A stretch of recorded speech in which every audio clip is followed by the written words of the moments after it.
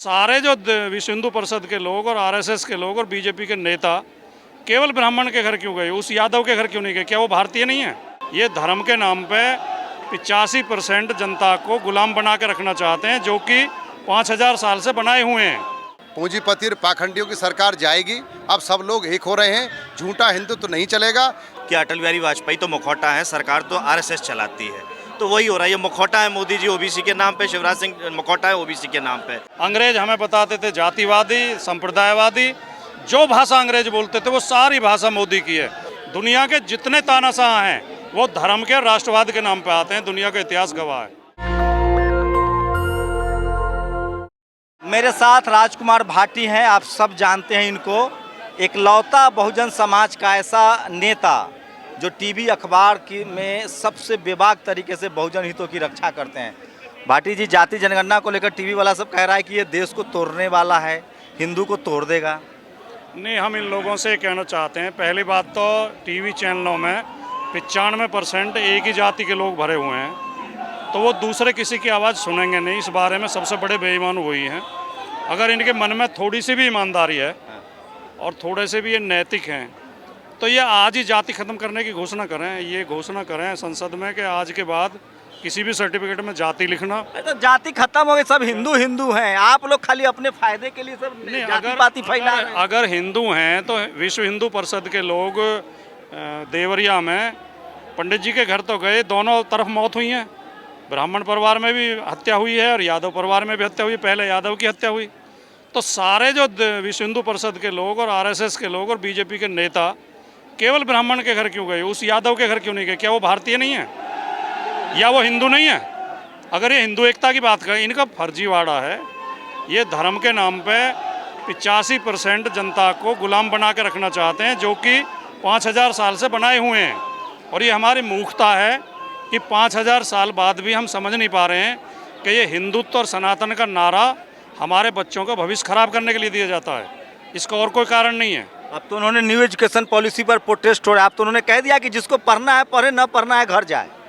नहीं, आप लोग पढ़ाई लिखाई के चक्कर में पड़े हुए हैं। पढ़ाना तो वो किसी को चाहते ही नहीं। उसे उन्हें पता है कि जो पढ़ जाएगा आदमी तो वो सवाल करेगा। तो खेत कौन जोतेगा, मजदूरी कौन करेगा, दूध कौन निकालेगा? वो यही चाहते हैं कि ये कांवड़ लाएं और व्रत करें, उपवास करें, गंगा स्नान करने जाएं, पंडित जी के पैर छुएं, उसे दक्षिणा दें और देसी घी का मलीदार खीर और हलवा खिलाएं और जय श्री राम। तो आप लोग क्या चाहते हैं, कलेक्टर जज बने? हम चाहते हैं सत्ता में हिस्सेदारी, शिक्षा, संपत्ति और सम्मान बंटवारा हो एक समान। जिसकी जितनी संख्या भारी उसकी उतनी हिस्सेदारी। तो मतलब पूरे देश में जाति जनगणना होनी चाहिए। वोट हमारा, राज तुम्हारा। नहीं चलेगा, नहीं चलेगा। 100 में 90 हम हैं और 90 भाग हमारा है। मीडिया का क्या करेंगे? मीडिया पे ही अब खुटपावड़ी बजेगी। अब देखो आप। पावड़ी मतलब लट बजेगा। अब सबसे पहले मीडिया पे मैं तो बोलता हूँ उन चैनल के एंकर से भी, मैंने कहा बहुत जल्दी ये होने वाला है कि आबादी के अनुसार एंकर तय होंगे। मैंने कि तुम अपनी जॉब तलाश कर लो, कहीं पान वान के खोखे लगाओ, पकौड़ी के ठेले लगाओ। अब यहाँ ओबीसी समाज के लोग, एससी समाज के लोग, अल्पसंख्यक भाई, अब यहाँ गुर्जर, मीणा, यादव, जाटव, वाल्मीकि, या ये सब एंकर होगा। ये इनमें से सब में एंकर होंगे। अरे मेरिट कहाँ से लाओगे? जितने अब बिहार में आ गई जनगणना, अब वहाँ 14% यादव है, तो फिल्म सिटी में हमें 14% एंकर यादव चाहिए। और 11% जाटव हैं, तो जाटव चाहिए हमें। क्या 11% एंकर जाटव चाहिए। 85% हमें बहुजन समाज के एंकर चाहिए, तब ये देश चलेगा। आज चिदम्बरम ने लेख लिखा है कि आप लोग गुगली खेल रहे हैं। सपा, जेडीयू, नीतीश कुमार, अखिलेश यादव मिलकर ये सब गड़बड़ी कर रहा है। ये गुगली नरेंद्र मोदी के मुंह पर जाके लगेगी, विकेट पे नहीं, मुंह पर जाके लगेगी। मुंह तोड़ने का काम करेगी। ये पीडीए की गुगली जो है, ये 24 के चुनाव में इन्हें इनकी औकात बता देगी। अब ये हमारी नासमझी थी या कम जागरूकता थी कि हमने दोबारा भी चुन दिया इन्हें, और 2 बार धोखे में आगे। कहते हैं नहीं, काठ की हांडी 1 बार चढ़ती है, इनकी 2 बार चढ़ गई। हिंदुत्व के नाम पे, केवल हिंदुत्व के नाम पे वोट। ग्राउंड पे कितना यूनिटी बनी है SC ST OBC की? आप लोग हवे में हैं। एक बार हिंदू वाला झोंका आएगा, राम मंदिर का उद्घाटन होगा और हर हर मोदी होगा। ये आप लोग देखते रह जाएंगे। ये वैसे ये बीजेपी के लोग इसी गलतफहमी में हैं। वो यही सोच रहे हैं कि जब चुनाव नज़दीक आएगा, कहीं थोड़ा सा झगड़ा करा देंगे हिंदू मुसलमान में, कहीं एक आध गाय कटवा देंगे, या थोड़ा सा बॉर्डर पे पाकिस्तान की तरफ थोड़ा सा हल्ला गुल्ला कर देंगे और जनता बहक जाएगी। लेकिन जब ये चीज़ें पब्लिक डोमेन में आ जाती हैं नहीं, फिर वो दाव चल नहीं पाता है। अब ये हर आदमी के मुंह पे ये बात आ रही है कि आप देखना जी चुनाव के नज़दीक ये झगड़ा कराएंगे हिंदू मुसलमान का, तो अब लोग अवेयर हो गए हैं, अब उस बात को समझेंगे। आपको टीवी वाले बुलाते कैसे हैं? इतना सख्ती से आप बात करते हैं वहाँ जाति को लेकर।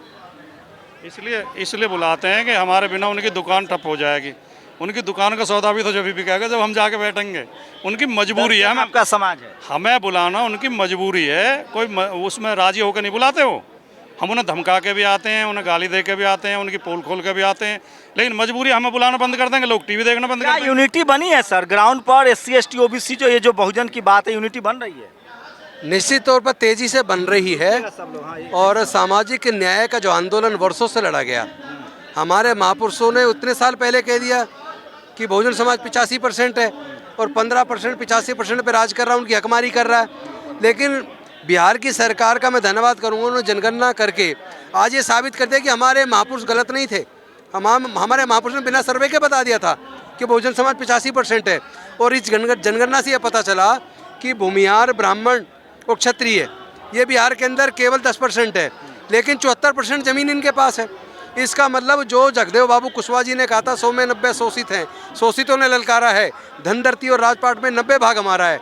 इसका मतलब ये सच्चाई है कि हमारे बहुजन समाज के लोग की हकमारी हुई है। और जो अभी भाटी जी बोल रहे थे, बिल्कुल सही बोल रहे थे, और आपने भी मेरे से सवाल किया था कि क्या वास्तव में एकजुटता आ रही है, तो मैं विश्वास के साथ कह सकता हूं कि बहुजन समाज यानी कि SC ST OBC माइनॉरिटी के लोग अब धीरे धीरे तेज़ी से एकजुट हो रहे हैं। और 2024 में उसका परिणाम पूरे देश के सामने आएगा। और मोदी से या उनका जो धर्म का कार्ड है उससे डरने की ज़रूरत नहीं है, वो एक्सपोज हो चुके हैं। एक ही कार्ड बार बार नहीं चलता है, इस बार निश्चित तौर पर वो कार्ड फेल होने वाला है। सोचिए, जैसे अभी मैं भाटी साहब हैं, बड़े रोज टीवी पर इनको आप देखते होंगे। टीवी में ऐसी होता है, जैसे क्या नाम है आपका? ये भी OBC, आपका? ये भी OBC, ये SC समाज से हैं, ये भी OBC, मैं भी OBC। टीवी में ठीक ऐसे ही होता है। पत्रकार ब्राह्मण समाज का, BJP वाला ब्राह्मण समाज का, JDU वाला ब्राह्मण समाज का, वहाँ विश्लेषक ब्राह्मण समाज का, और सब जय जय जय कर देता है। और फिर पूछते हैं 6 लोग होते हैं, 6 में से 5 ब्राह्मण होते हैं, और फिर पूछते हैं बताओ सामाजिक न्याय होना चाहिए कि नहीं होना चाहिए, और पांचों एक सुर में कहते हैं ये तो जातिवाद है जी, ये तो घोर जातिवाद है जी। वो कहते हैं देश बट जाएगा। अरे देश बांटा किसने? जाति बनाई किसने? देखिए शंभू जी, पूंजीपति और पाखंडियों की सरकार जाएगी। अब सब लोग एक हो रहे हैं, झूठा हिंदुत्व तो नहीं चलेगा। चुनाव तक हिंदुत्व बनाते हैं, चुनाव के बाद जाति के हिसाब से विकास होता है, जाति के हिसाब से सम्मान होता है। मैं खुद चुनाव लड़ा हूँ, निर्दलीय लड़ा हूँ। आप विश्वास नहीं करेंगे कि सब लोग एकजुट हो रहे हैं। SC ST OBC और माइनॉरिटी सब एक हो रहे हैं। और ये सरकार जो पाखंड चला रही है, जो धर्म के नाम पर झूठा प्रचार प्रसार करके लोगों को गुमराह कर रही है, जो शिक्षा को बर्बाद कर रही है, जो स्वास्थ्य को बर्बाद कर रही है, और जो केवल हमको एक झंडा लेके और हमको जो कावड़ देना चाहती है, लोग समझने लगे, लोग पढ़ रहे हैं। हमने सीधा सीधा सबने एकता बनाई है। आज ये पहला जो आंदोलन आप देख रहे हैं, मैं आपको विश्वास दे रहा हूँ शंभू जी, आप बहुत अच्छा लिखते हैं और बोलते हैं। अगला जो आंदोलन होगा कम से कम उसमें 1 लाख से ऊपर आदमी होगा, ये मैं दावा कर रहा हूँ आपसे। 1 लाख से ऊपर OBC का आदमी आएगा। हमारे साथ में SC के लोग जुड़ चुके हैं, SC ST OBC मुस्लिम सब एक हो गए हैं। अब वो बात नहीं रही, क्योंकि लोग जान गए हैं कि हमारा जो हक मारा जा रहा था वो हम समझने लगे हैं। और रही सही कसर बिहार ने पूरी कर दी है। बिहार में जो जनगणना हुई है वो पूरे देश में जनगणना। एक हाई कोर्ट सुप्रीम कोर्ट से फैसला आएगा भाटी जी, आपका सब टाइम फिस गए थे लोग सुप्रीम कोर्ट। आज का जो प्रदर्शन है ये गुर्जर समाज की ओर से आयोजित था, लेकिन इसमें हर समाज के लोग आए, OBC SC ST। इससे पता चलता है कि एकता कितनी है। ये यश यादव मध्य प्रदेश से आए, आप इनके भी दो लो बयान जो मध्य प्रदेश से हमारे बीच में आए, हमारा समर्थन करने। मैं कह रहा हूँ जाति जनगणना रुकवाने के लिए लोग सुप्रीम कोर्ट गए थे, वैसे सुप्रीम कोर्ट ने मना कर दिया है। हाँ, लेकिन कोर्ट भी अब जनभावना को समझ रहा है। अब ये इस उभार को कोई रोक नहीं पाएगा। ये जो उबाल है और ये जो लहर है, अब इसको कोई रोक नहीं पाएगा। मतलब 2024 मतलब जाति जनगणना पर ही चुनाव होगा? जाति जनगणना पर नहीं, सामाजिक न्याय पर। जिसकी जितनी संख्या भारी उसकी उतनी हिस्सेदारी, इस पे चुनाव होगा। जाति जनगणना तो हम केवल आंकड़े के लिए करा रहे हैं। न्याय अगर देना है तो हमारे पास आंकड़े तो होने चाहिए। जब तक आंकड़े नहीं होंगे न्याय कैसे देंगे हम? कोर्ट भी तो यही कहती है, जब रिजर्वेशन का मुद्दा उनके पास पहुंचता है या रिजर्वेशन प्रमोशन का मुद्दा पहुंचता है तो वो यही कहते हैं कि आंकड़े कहाँ हैं, डाटा कहाँ है। तो डाटा इसलिए डाटा कलेक्ट किया जा रहा है ताकि फिर कोर्ट से भी हमारे सारे मुद्दे समाधान हो। भाई साहब क्या होगा इस बार एमपी में? देखिए एमपी में तो लगातार वही चीज़ें हो रही हैं जो एक बार गोविंदाचार्य ने अटल बिहारी वाजपेयी के लिए कहा था कि अटल बिहारी वाजपेयी तो मुखौटा है, सरकार तो आरएसएस चलाती है। तो वही हो रहा है, ये मुखौटा है मोदी जी ओबीसी के नाम पे, शिवराज सिंह मुखौटा है ओबीसी के नाम पे। अरे कट्टर ओबीसी हैं भाई। कट्टर ओबीसी नहीं, ये कट्टर हिंदू ज़रूर हो सकते हैं जो जब वोट लेना होता है तो हिंदू बन जाते हैं और अधिकार देना होता है तो ओबीसी देने के नौटंकी करते हैं। तो ये हाफ चड्डे से फुल पैंट पे जरूर आ गए, लेकिन अधिकार में ये 1 इंच भी आगे नहीं बढ़ पाए हैं। 27% आरक्षण की बार बार कहते हैं। शिवराज सिंह चौहान ने मंच से कहा था कोई माइकलाल आरक्षण नहीं खत्म कर सकता। तो 14 से 27% आरक्षण क्यों नहीं हुआ? लगातार कोई सरकार अगर इतने साल से काम कर रही है, कोर्ट लगातार आंकड़े मांग रहा है, आंकड़े नहीं दे पा रही है, तो फिर कौन विफल है? ऐसी सरकार को सत्ता में नहीं रहना चाहिए। डाल हो ना तो पात है। अब तुम्हारा बच्चा पढ़ ना पाएगा, न्यू एजुकेशन पॉलिसी आ गया है, कॉलेज यूनिवर्सिटी भेज पाओगे या तो अमेरिका, यहाँ न तो यहाँ माल है। नहीं वो दलित पिछड़ा पढ़ा लेगा अपना बच्चा। देखिए कहते हैं ना जुल्म कहाँ प्रदर्शन करोगे? जुल्म जाति जब ज़्यादा बढ़ जाती है तो फिर आदमी हक छीनने लगता है। ये वो जाति करने लगेंगे, कुछ दिन बाद इनका कॉलर पकड़ेगी जनता। अभी न्यू एजुकेशन पॉलिसी के लिए प्रोटेस्ट हो रहा है, स्टूडेंट बता रहे हैं कि भाई साहब अब कॉलेज जा ही नहीं पाएंगे। अब आप 24 में सरकार बदलेगी, सरकार बदलते ही तुरंत पॉलिसी बदलेगी, बदल जाएगी। बिल्कुल गरीब हित में पॉलिसी तैयार की जाएगी। लोग एजुकेशन महंगा करके देश के 99% SC ST OBC minorities education छीन चुके हैं और सारे सरकारी संस्थान बेच के सरकारी नौकरी छीन चुके हैं। ना रिजर्वेशन बचा, ना पढ़ाई बची। इसलिए लंबी लड़ाई अब लड़ने का समय आ गया है। क्या आप इतने होपफुल हैं 2024 के लिए? मीडिया तो कह रहा आएगा तो मोदी। 2024 में बीजेपी 50 के आसपास आ जाएगी, 100 से नीचे रहेगी और पूरा एनडीए 125 में सिमट जाएगा। बहुत अच्छे बहुमत की सरकार बनेगी। और जो आप कह रहे हो, इन्होंने 10 साल में जितना पूंजीवाद के लिए, सामंतवाद के लिए, जातिवाद के लिए, धार्मिक विद्वेष बढ़ाने के लिए, नफरत बढ़ाने के लिए काम किया है, उस और जो पॉलिसी बनाई है पूंजीवादी, गरीब के नुकसान में, शिक्षा महंगी कर दी है, स्वास्थ्य महंगा कर दिया। प्रधानमंत्री वो कौन सी वो योजना है इलाज के लिए, जो आयुष्मान योजना का लाभ केवल प्राइवेट हॉस्पिटल उठा रहे हैं। फर्जीवाड़ा चल रहा है। अभी CAG की रिपोर्ट में आ गया 7-7 हज़ार कार्ड एक मोबाइल नंबर पे बने हुए हैं।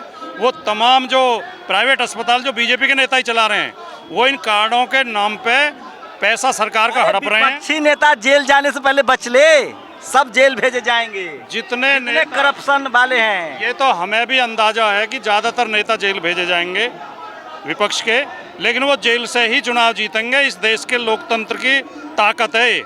सब कह रहा है, मोदी जी कह रहे हैं सब जो है ये सब करप्ट लोग एक हो गया इंडिया के नाम से, ये सब भ्रष्टाचारी है, परिवारवादी है, करप्ट लोग हैं। मोदी जी की डिक्टो एक शब्द वो भाषा है जो अंग्रेज हमारे लिए बोलते थे। अंग्रेज हमें बताते थे एंटी नेशनल, अंग्रेज हमें बताते थे अनपढ़, अंग्रेज हमें बताते थे जातिवादी, संप्रदायवादी। जो भाषा अंग्रेज बोलते थे वो सारी भाषा मोदी की है। जब किसान आंदोलन करते हैं तो मोदी कहते हैं आतंकवादी हैं।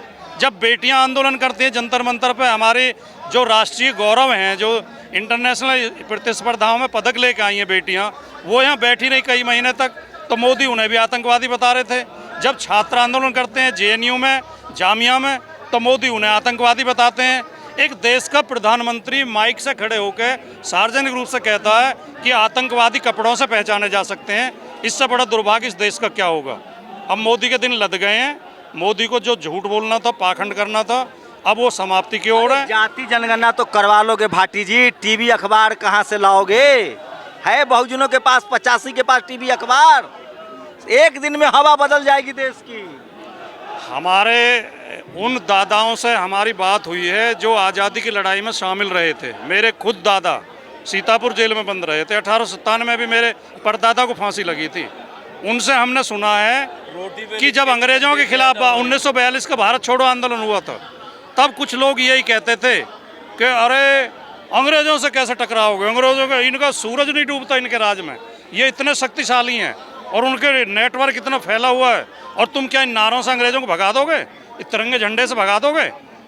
उसे वो बताते थे, हमारे कहते हैं गूदड़ा कपड़े को, कह रहे गूदड़े और कत्तर से अंग्रेज भाग जाएंगे, चरखे से अंग्रेज भाग जाएंगे। गांधी जी ने नमक आंदोलन किया तो लोग मजाक उड़ा रहे थे, बोले एक मुट्ठी नमक बना लोगे अंग्रेज भाग जाएंगे। आखिर भागे ना, तो चिंता मत करो। मोदी तो उनके कुछ भी नहीं है, पिद्दी न पिद्दी का सौरवा। मोदी तो इतनी जल्दी भागेगा कि आपको ये 90 की स्पीड से भागेगा, आप देखो अभी। लेकिन अंग्रेजों से तुलना ठीक है मोदी जी का? 100% अंग्रेजों में फिर भी सामाजिक न्याय था। इनकी जो तमाम विचारधारा और तमाम इनके आदर्श हैं वो जर्मनी से आयात किए हुए हैं, हिटलर से। कहीं निशाना अलग साध रहे हैं, राष्ट्रवादी संगठन है आरएसएस। तो फिर तो हमें उन्हें भी राष्ट्रवादी, नाजी पार्टी को भी राष्ट्रवादी कहना पड़ेगा। वो भी तो राष्ट्रवाद के नाम पे आई थी। दुनिया के जितने तानाशाह हैं वो धर्म के राष्ट्रवाद के नाम पे आते हैं, दुनिया का इतिहास गवाह है। और अभी आप देखो इजराइल में क्या हो रहा है, अभी आप देखो रशिया में, यूक्रेन में क्या हो रहा है। ये जो सारे तानाशाह भागेंगे, ये मोदी के मित्र हैं सारे, नेतन्याहू भी, शी जिनपिंग भी, वो रूस वाले भी, क्या नाम है उनका, और वहाँ वो थे ट्रम्प तो चले गए। ये चारों मोदी जी के मित्र हैं, ये चारों भागेंगे, आप चिंता मत करो। क्या 2024 में क्या आप लोग को मुद्दा क्या रहेगा? जाति जनगणना? नहीं, जाति जनगणना हमारा कोई मुद्दा नहीं है, या कोई हमारा, वो तो एक साधन है, साध्य नहीं है। हमारा साध्य है सामाजिक न्याय।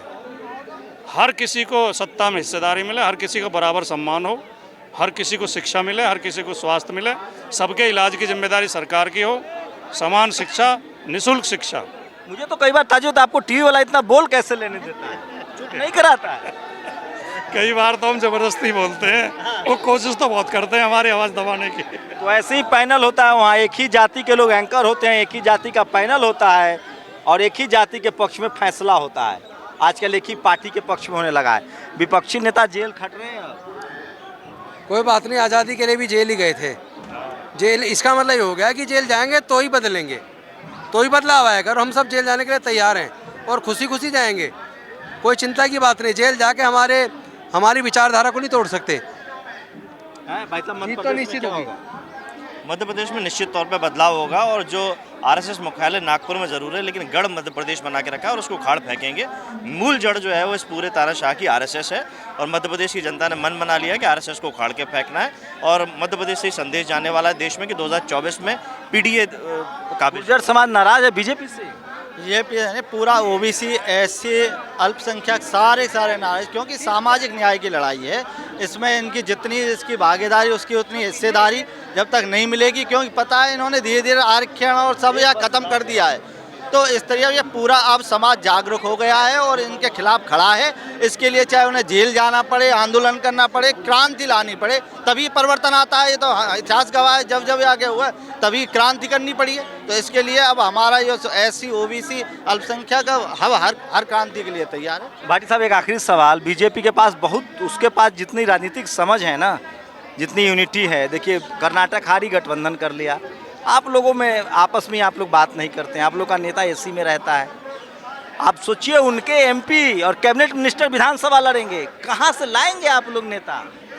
दो बातों की प्रशंसा बीजेपी की जाती है, दो बातों में, कि संगठन मतलब उनका अनुशासन और उनकी योजनाएं। और ये बात बिल्कुल सही है, मैं भी सहमत हूँ इस बात से, क्योंकि संगठन सबसे ज़्यादा डाकुओं में होता है। आप देखो डाकुओं गिरोह में इतना संगठन होता है कि मर जाएंगे, सरदार का साथ नहीं छोड़ते हैं। जो बुद्धिजीवी लोग होते हैं उनमें हमेशा वैचारिक मतभेद होते हैं, वो अपनी बात रखते हैं, उनमें उदारता होती है, लोकतंत्र होता है।